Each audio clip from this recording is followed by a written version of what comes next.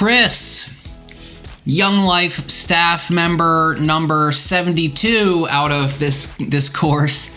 Gosh, you guys were fun. I was excited to have so many Young Life staffers because, you know, in typical form, the level of excitement and engagement that y'all bring to a course is really high.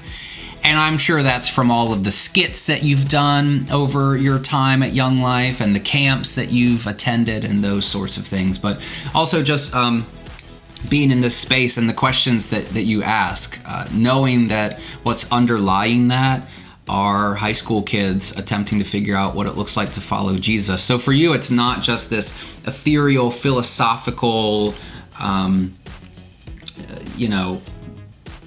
big idea stuff that can be tricky, but it's what does all this stuff mean for my 16-year-old sophomore who's wrestling with this very practical idea.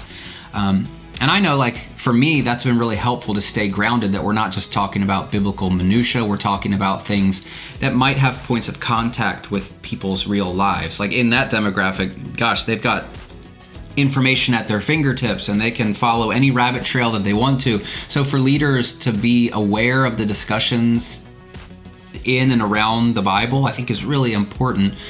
And, you know, granted, I doubt the people are going to come to you and say, hey, Chris, can you tell me about the Deuteronomistic history and the one editor theory versus the two editor theory that you read from Frank Moore Cross? I doubt anybody's going to say that. But, you know, if they did, you'd be ready.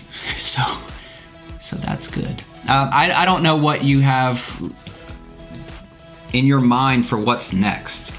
I don't know if this is just a sense of openness where you're following God wherever God leads. I don't know if this is a career for you with Young Life.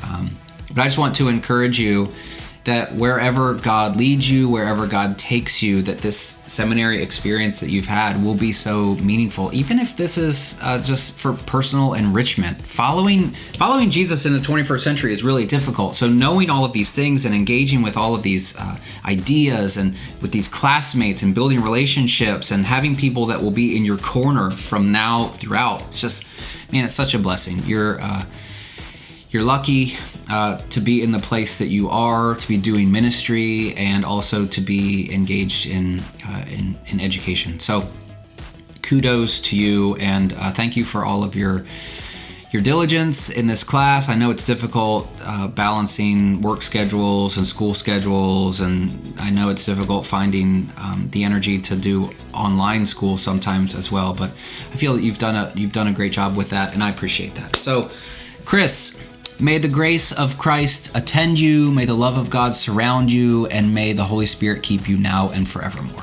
Thanks, Chris.